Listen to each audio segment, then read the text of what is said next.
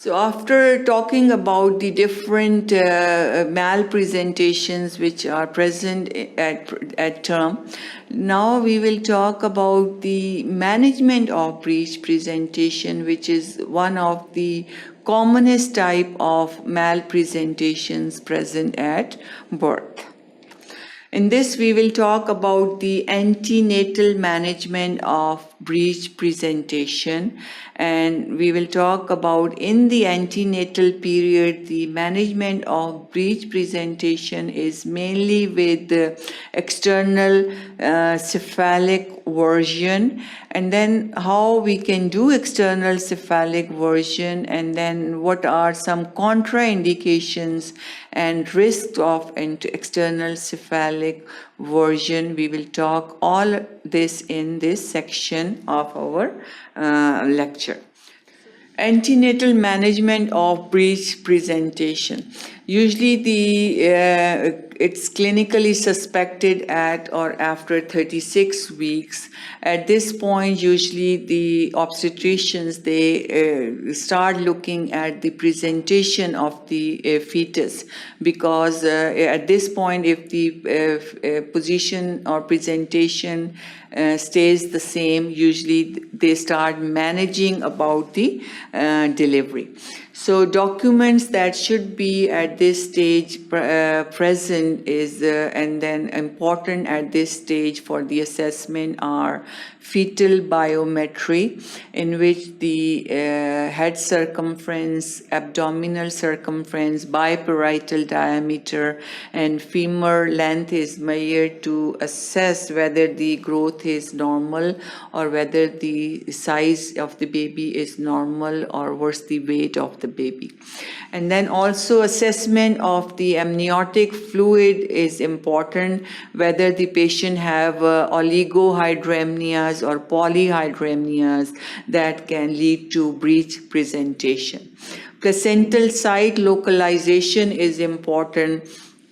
If it's placenta previa, in which the placenta is low-lying, usually it can lead to breech presentation. And also position of fetal legs is important. The management options which the obstetrician usually has with the breech presentation is they try external cephalic version antenatally, and then they can decide they decide whether they can go for vaginal breech delivery or they can do elective C-section, not emergency C-section, but elective. They plan to do C-section instead of normal vaginal delivery. Then external cephalic version. What's external cephalic version? As the name show, external is from outside. Cephalic version, they try to move the baby from outside, so the head comes first or the presentation become cephalic presentation. If you see in this picture, the baby is in breech position. Doctor feel for the baby's head and buttocks. So head is felt and then the buttocks, and then they try to rotate the baby around. So they try to rotate the baby around, so the head is coming first and it's the cephalic presentation. So the performed at or after 37 completed weeks of gestation using a tocolytic. Tocolytic are the drugs that can prevent the uterine contraction, because during the process of external cephalic version, if the uterine contraction start, then there are chances that there might be onset of labor. So this is done with the tocolytics. Contraindications to external cephalic version are fetal abnormality like hydrocephalus, placenta previa, oligohydramnias or polyhydramnias, history of hemorrhage, Previous cesarean or myomectomy scar on the uterus. It can cause rupture of the uterus. So if there is scar present, then it should be avoided. If there are more than one pregnancy, preeclampsia or hypertension, and plan to deliver by C-section anyway. All these are contraindication to external cephalic version.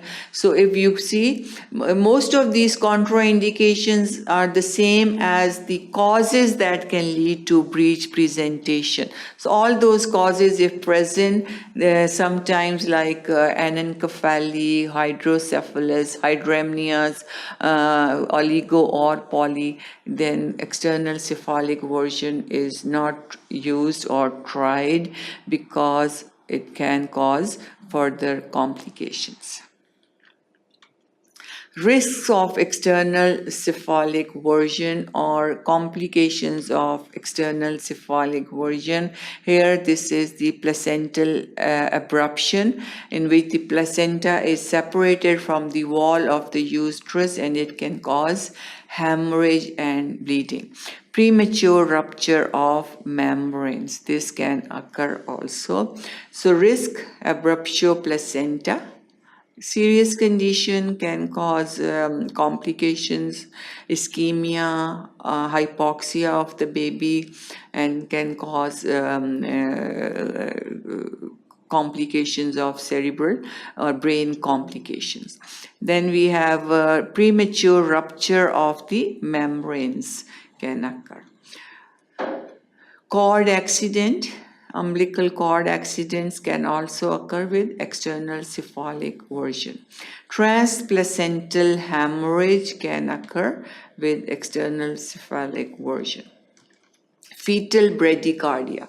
The heart rate becomes low because of all these complications that can cause rupture of the membrane, transplacental hemorrhage. All these can ultimately lead to fetal bradycardia, also slowing of the fetal heart rate.